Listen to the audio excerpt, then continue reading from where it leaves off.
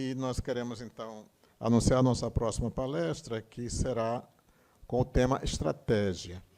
E o nosso próximo palestrante é o Dr. Walter Cunha, que é auditor federal da Controladoria Geral da União. Convidamos, então, o Dr. Walter.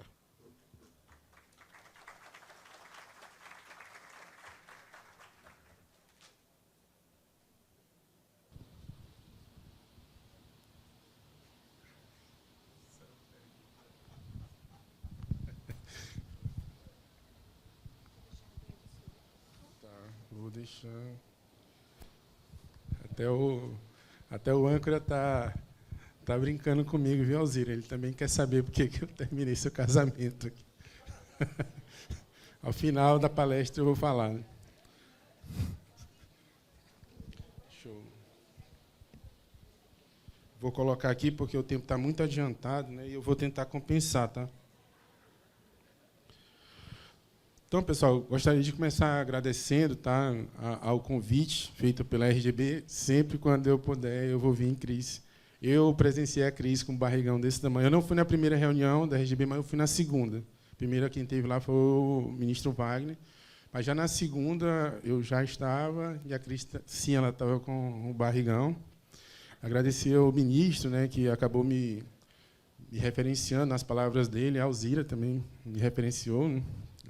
Eu sou professor de tecnologia da informação e eu estava até o ano passado como diretor de governança da CGU. Então, a gente viveu os conhecimentos, né, tentou aplicar os conhecimentos que a gente via na RGB, dos conselhos de governança, do próprio TCU, para poder aplicar.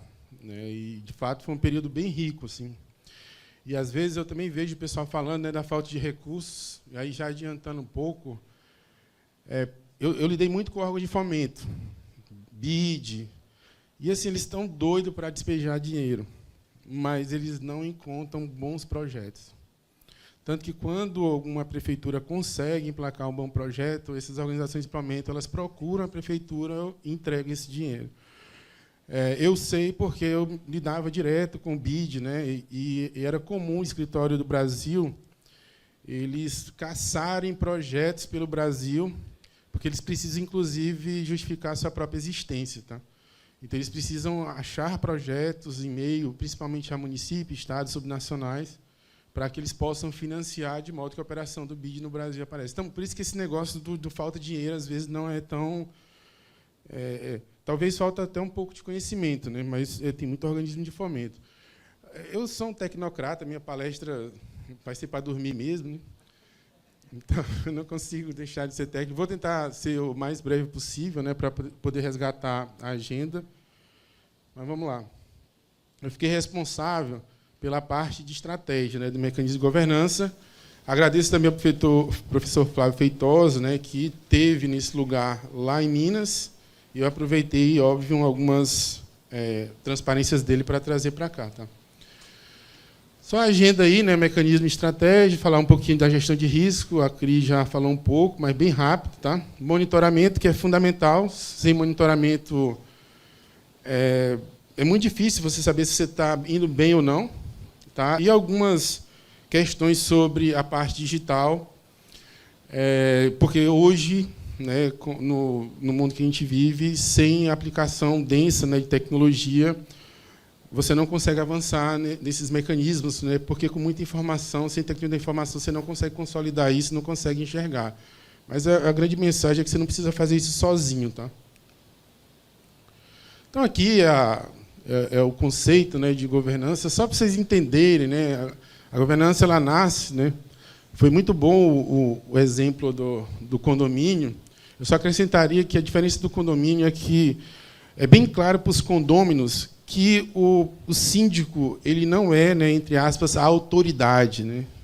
O síndico ele não detém o poder. Quem detém o poder são os condôminos. O síndico é um delegado. No condomínio é bem claro isso. Né? O síndico como alguém que trabalha para a comunidade. Né? Quando chega, né, no nível político, né, no Brasil, isso meio que se perde. Né? Ou quem é votado, ou quem assume uma determinada função, ele, às vezes, perde até a conexão com a sociedade, passando a ser uma autoridade em si e não lembrando que quem detém, de fato, o poder é o povo que está aqui. E ele é que vai avaliar, direcionar e monitorar. Tá? E nós somos apenas gestores. Né? E a gente precisa prestar contas para o verdadeiro detentor. Por isso que essa questão, né, do condomínio ela é muito bem-vinda. Tá? Deixa bem claro de quem é o dono, né, do poder nessa relação. Tá? No caso nosso aqui, o povo. Tá? E a gente, às vezes, esquece isso com bastante facilidade. Né? Para falar de estratégia, né, tem aquela famosa cena, né, do Tropa de Elite, né, do estratégia, né? Ficou marcada, acho que todo mundo assistiu essa cena, mas ela fica parecendo que é uma coisa muito de empresas, né? Nasceu no ambiente corporativo, não. A origem de estratégia ela é a origem militar, que, por definição, os militares, normalmente, eles são entidades públicas, né, em todo o mundo. Tá? Então, o conceito de estratégia ele vem, né, da arte do general, né, a arte dos exércitos. Tá? Essa aqui é a definição de estratégia original. Claro que você não vai levar isso para o ambiente corporativo, né? Até que eles falou que isso é uma guerra, né? Mas, no conceito corporativo, é a arte, né, de aplicar eficientemente, com eficiência, né, os recursos. E explorar as condições favoráveis ou não favoráveis. Tá? Se você conseguir, né, ter essa visão, né, do que está soprando a favor, o que está contra, né, ter noção desses recursos e conseguir aplicá-los com eficiência, você está agindo com estratégia. Né? Aqui é só a pirâmide, né, que normalmente a gente vê, que o líder, né, precisa ter a visão, que vai ser definida em missão. Essa missão ela vai ser definida em objetivos estratégicos. Né? E aí eu vou ter tanto a parte de operações, né, que são o que a gente faz no dia a dia, né, quanto projetos de transformação. E aqui eu só chamaria a atenção para os recursos. Tá? Muitas organizações até têm essa parte aqui, ó, visão, missão. Até elas têm. Mas, como ela não tem ideia dos recursos e não sabe como tratar esses recursos, né, aí vai muito do que a Cris falou, né? A pessoa ela não sabe onde ela consegue chegar. Ela não sabe se tem gasolina no tanque. Tá? Ela não sabe se o pneu está careca, se não está, se tem óleo de freio, se não tem. E aí aquele objetivo, né, passa a ser um objetivo não real. Então, eu preciso saber, ó, eu tenho quantas pessoas, né? Essas pessoas são capazes de fazer quantas coisas. Essas pessoas estão bem treinadas, não estão bem treinadas? Né? Quanto que eu gasto de recurso financeiro? Para onde está indo esse recurso financeiro? E os homens-hora? As pessoas elas estão trabalhando no que deveriam estar trabalhando ou elas estão trabalhando em agendas paralelas? Né? Uma das maiores fontes, né, que corrói, né, a estratégia, o dirigente ele até dá ordem, mas a ordem ela se dilui ao longo da hierarquia. Quando chega lá embaixo, a ordem que chegou nem é a ordem que foi dita lá em cima. E é por isso que os projetos eles acabam não andando. Tá? Então, a gente precisa controlar, né, para onde esses recursos estão indo. E aí não com a visão, né, de controle, para saber se houve corrupção ou não. Não, é para saber se as horas, né, e o financeiro está sendo aplicado naquilo que foi definido que é mais estratégico. E é interessante isso, porque, às vezes, né, o desperdício ele é feito pelo monte de frações. Ah, não, é só um pouquinho, é só um pouquinho, é só um pouquinho. Quando eu junto um monte de pouquinho, o monte de pouquinho é muito maior, algumas vezes, que está sendo gasto do que no que foi declarado como prioridade principal. Tá? Aqui é a implementação da estratégia, né? Você vai ter a gestão, definir o objetivo estratégico, normalmente em alto nível. Tá? E aqui a gente vai detalhar em projetos e programas. E é isso aqui, né? Fazendo o gancho que eu falei mais cedo, é que os entes, né, os organismos de fomento estão atrás. Quem é que tem bons programas e bons projetos? Isso não quer dizer que a ideia é boa. De ideia boa, todo mundo está cheio. Né? Mas esse programa ele foi detalhado. Né? Esse programa, você tem gente suficiente? A gente que está lá é treinada, ou pelo menos quer ser treinada, ou pelo menos o treinamento está previsto? E aí, nesse ponto, talvez, né, faça o link aí com o Pronagov, tá? De você ter possibilidade, né, já que a falta de recurso ainda se diz, né, que existe essa falta, de você poder fazer esse treinamento aí de graça, né, pelo Pronagov. Você teria condição de treinar a sua equipe, né, para atingir esse nível de capacidade. Aí, quando você for propor seu projeto, vai estar lá. Eu tenho 5 projetos, os objetivos são tais, eu tenho tantas pessoas, e essas pessoas estão treinadas.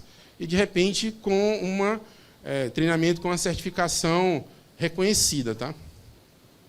Eu não vou me delongar muito na gestão de risco, tá? Mas vocês só precisam saber que tudo que você vai fazer, algo pode afetar o seu objetivo principal, e aí você tem que ficar refletindo, né, sobre o que pode dar errado.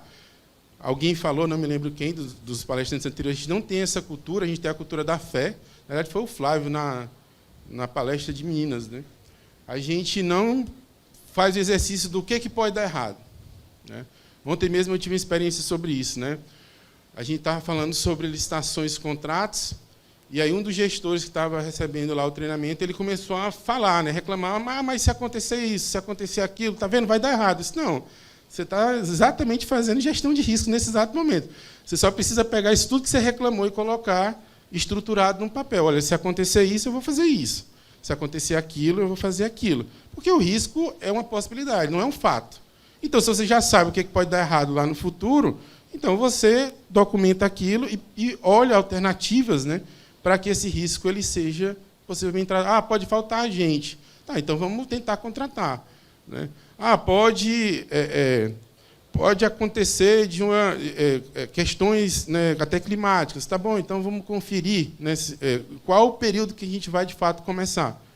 Né? Então, não seria surpresa. Aí tem um ciclo aqui, né, de gestão de risco que é padrão, que quem fosse treinar, né, com certeza, no modo de risco lá, até da pós, né, tem todas essas etapas, né, mas a gente faz essa análise normalmente, né, no dia a dia, só que não de forma estruturada. A única coisa que eu chamaria a atenção é que você pode tratar também o risco de forma positiva. Né, porque aquilo que pode lhe prejudicar, se você estiver bem preparado, pode lhe dar vantagem.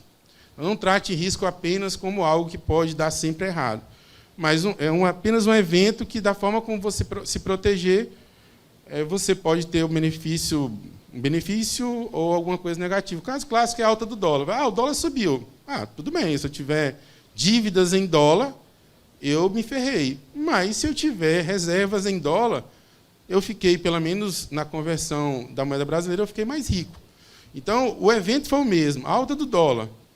O impacto que eu sofri dependeu apenas da minha preparação para aquele impacto. Tá?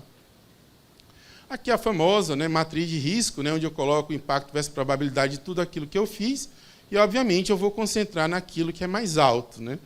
É sempre bom estruturar, parece até um exercício de criança, mas, a não estruturar, é muito comum o pessoal estar trabalhando aqui num risco inócuo, que não vai fazer diferença alguma, enquanto riscos muito maiores vão estar aqui por cima.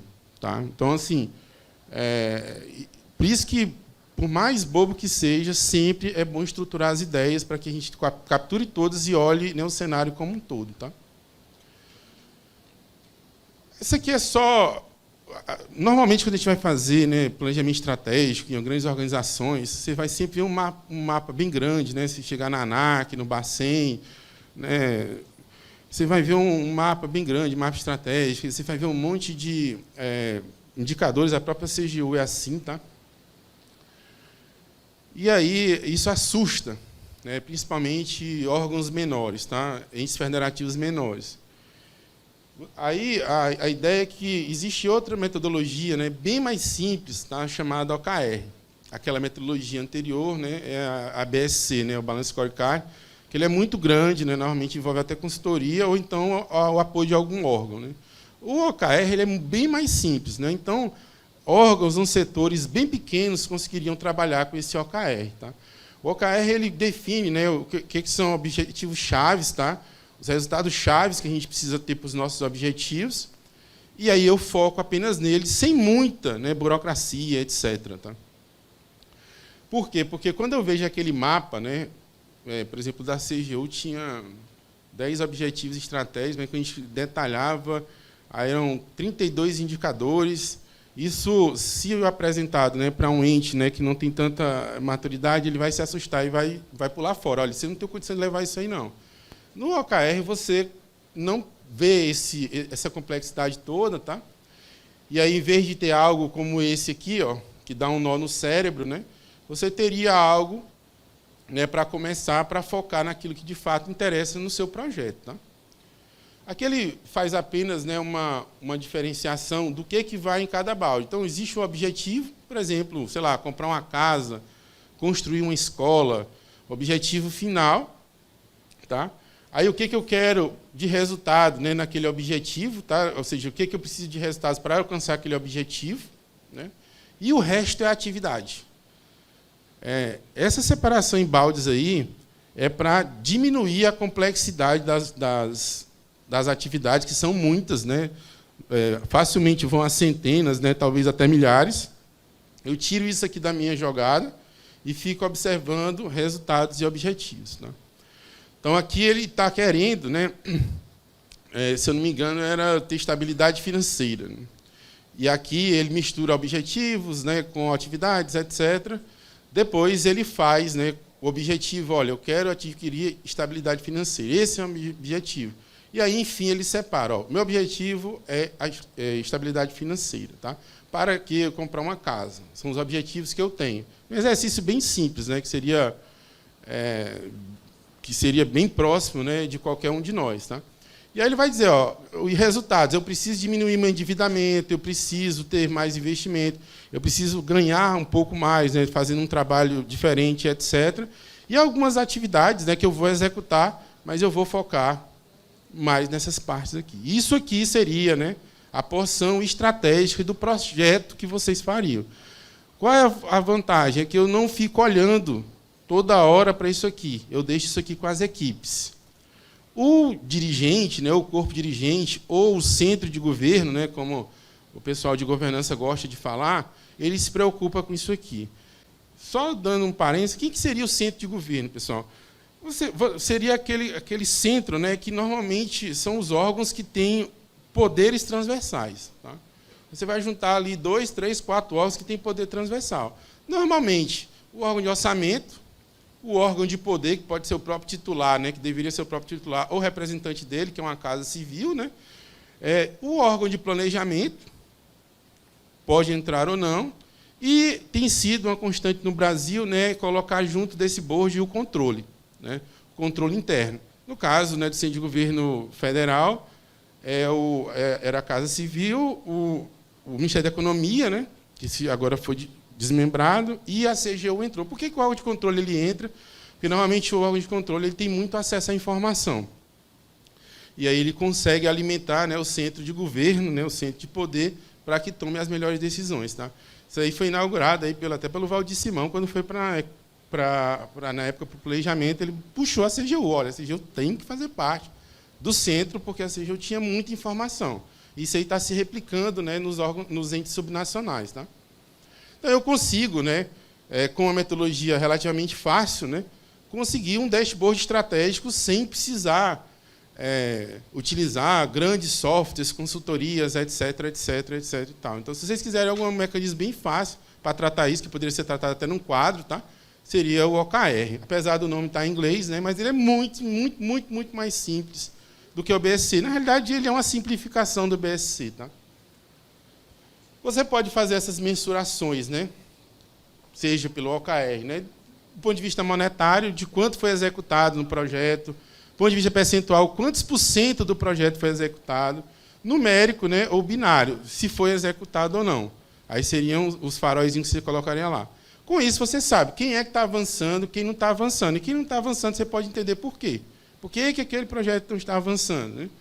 E quem está avançando pode estar usando melhores práticas que, uma vez descoberto, pode ser disseminada para os outros. Olha, você que está avançando tanto, que tal você compartilhar aqui com os outros, né? Por que você avança e os outros não? Tá? Mas tem que medir. E a gente não gosta de medir, esse é o problema. Né? No Brasil, você medir, e se aquilo ali sai uma nota baixa, por exemplo, né? Em vez de ser um objeto de reflexão, vira um objeto de xingamento. Né? O cara começa a xingar todo mundo.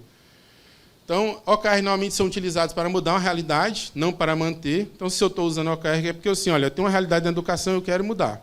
Eu tenho uma realidade na saúde, eu quero mudar. Aí você pode utilizar uma ferramenta como o OKR, mais uma vez, cujo nome parece bastante estranho, mas em relação às outras metodologias, ele é muito mais simples. Tá? Obviamente, você não vai incluir tudo, só aquilo que você julga que é o mais importante, porque senão você não vai ter gás para fazer. Começa com alguns poucos OKRs, né? E daí vai para frente. E sempre, né, pensar na mudança macro, né? Deixar de olhar só o micro, porque senão... primeiro que as equipes, né, se bem treinadas, dão conta. Segundo, você vai perder energia para deixar de pensar no que realmente interessa. Só para já ir para os finalmente, né, hoje em dia, mais uma vez, com a sociedade toda hiperconectada, não dá para fazer isso sem tecnologia da informação. Tá? Então, uma das ações poderia, de fato, o órgão, né, a entidade, né, o subnacional, a prefeitura, o Estado, algum ente, né, correr atrás, né, da digitalização. Vamos dizer assim, ela não é um excludente, né, mas ela acelera bastante o processo. Tá? E aí vem a governança digital pública, né, que seria a aplicação dessas ferramentas que a gente tem disponível hoje em dia para nos dar esse benefício. Eu gostei dessa parte aqui do Flávio, porque isso aqui vai me ajudar a desmistificar uma coisa. Tá? Aqui, né, só a parte do que é a filosofia de governança digital, mas o que eu quero dizer é o seguinte, o Brasil, hoje, ele é o segundo governo mais tecnológico do mundo. Vocês imaginem isso. A gente é o segundo, a gente só perde para a Coreia. Isso aconteceu aí nos últimos 6 anos. A gente não consegue acreditar, né? Porque a gente chega na realidade e a gente não vê, mas a gente é o segundo governo. Eu vou mostrar algumas provas disso aqui agora. A gente só perde para a Coreia. O problema é a assimetria disso.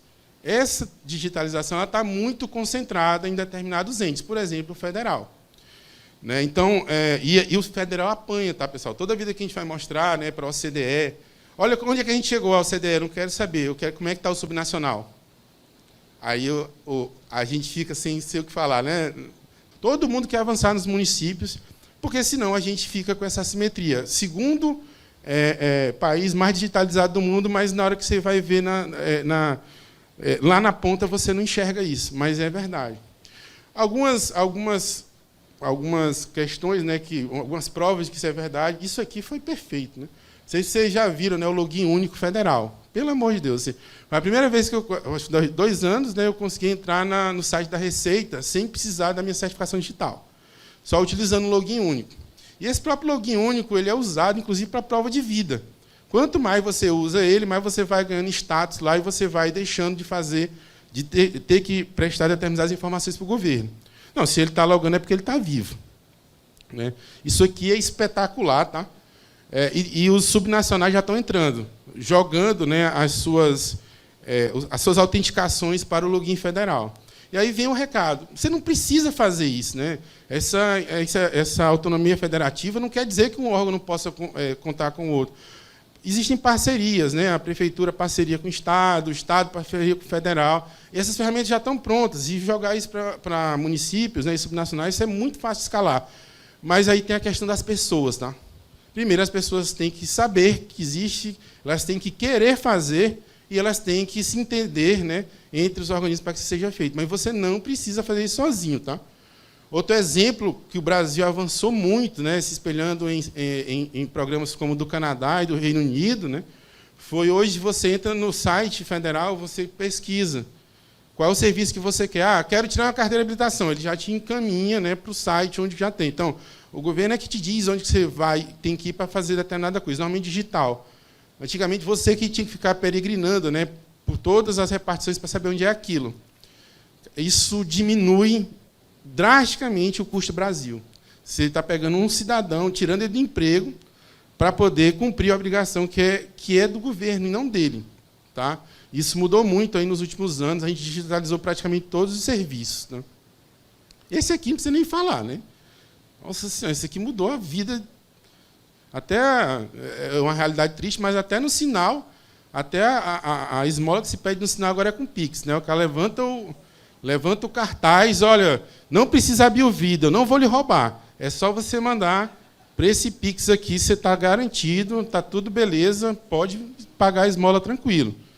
Então, isso daqui foi uma revolução e a gente está exportando agora, né, para outros países. Tá? só dando provas do que como a gente está evoluindo. E a gente pode usufruir disso. Esse programinha aqui, que a gente não gosta dele, né? Mas ele também é uma operação crítica brasileira, né? Você poder cumprir as regras do fisco, né? Com a maior facilidade do mundo. Esse ano ele já até diz, olha, porque todo mundo reclamava, né? Você já sabe o que eu estou devendo, para que você não me diz logo? Esse ano a Receita fez, né? Na hora que você entra, a Receita já diz, ó, você está devendo esse monte de coisa aqui. Nem precisa mentir. Aí você só diz que está devendo mesmo e já manda, né? Foi por isso que hoje não foi mais no dia 1º, foi no dia 15, né? De março. Comprasnet, né? Que os subnacionais podem fazer parcerias, né? Tem sido a tendência. Não é só o Comprasnet federal, tá? Se eu não me engano, São Paulo costuma apoiar as prefeituras para compras. Minas Gerais está apoiando a prefeitura para compra. Rio Grande do Sul, não sei se Santa Catarina também. Então, o município não precisa ter o seu próprio sistema de compras.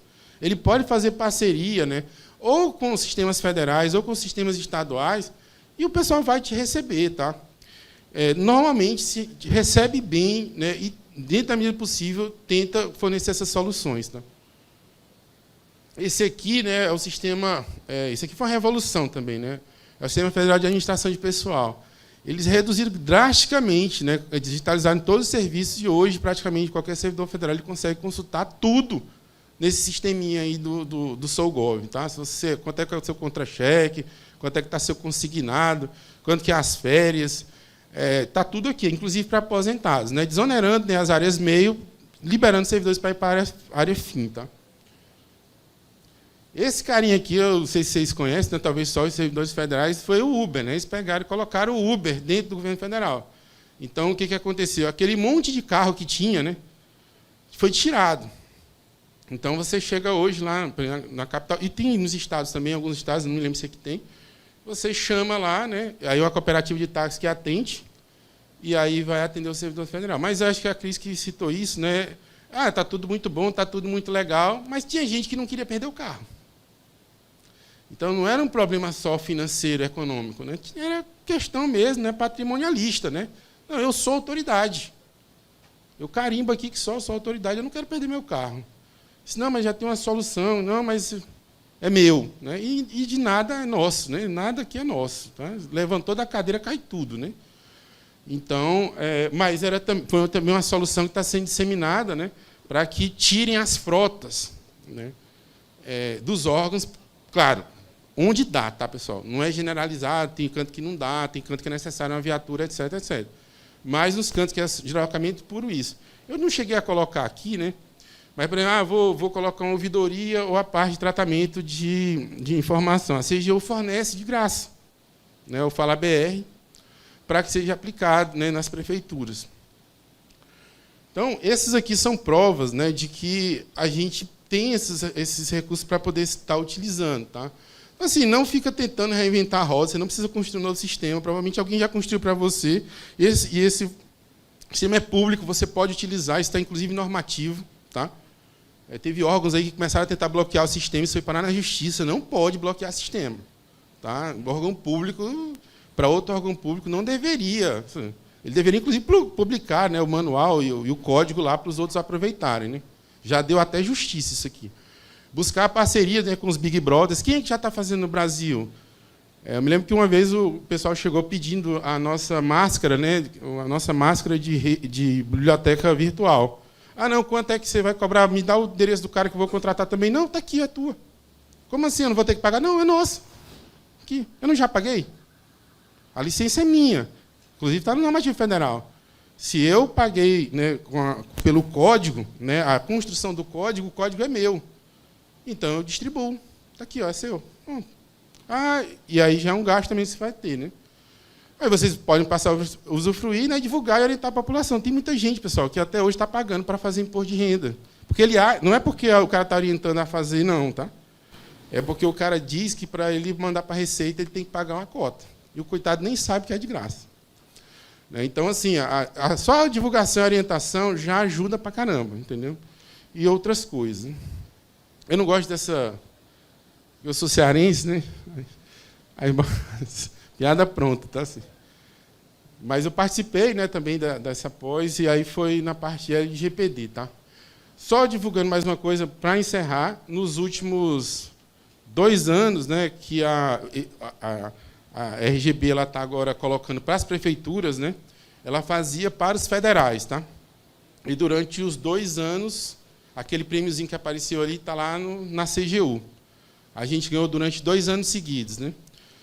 Como melhor governança lá, a gente não precisa se inscrever, eles mesmos vão atrás dos dados, e aí, segundo os dados, eles fazem o cálculo lá e vê quem é que tem maior maturidade. E aí, você ganhando um prêmio desse, você tem um monte, né, acaba tendo um monte de reconhecimento. Né? A organização, né? A organização tem um monte de reconhecimento. No 3º ano, a gente ia ganhar também, mas eles inventaram lá um selo lá, para não premiar a 3ª vez a CGU. Não, vamos tirar a CGU do meio para chamar outros caras. Aí deram um selo para nós. Né? Eu disse, não, a CGU agora não vai, não. Por que eu estou falando isso? Porque com essa premiação que eles vão fazer, as prefeituras, né, que concorrerem, elas vão acabar sendo reconhecidas, né, e tendo acesso a vários projetos, né, e fomentos internacionais que eu citei. Tá? Então, ninguém ganha, né, um prêmio desse por acaso, até porque você nem se inscreveu, e o cálculo é objetivo. Tá? Então, quem puder, né, assim, se esforçar, né, não para participar, porque já vai ser analisado, mas para tentar dirigir os indicadores, você vai ter um certo benefício, né, a curto ou médio prazo, tá? Diante do reconhecimento. É isso que eu tinha para falar para vocês, está sendo bem curto, para não avançar demais na agenda. Tá bom? Obrigado aí, pessoal. Obrigado por não dormirem.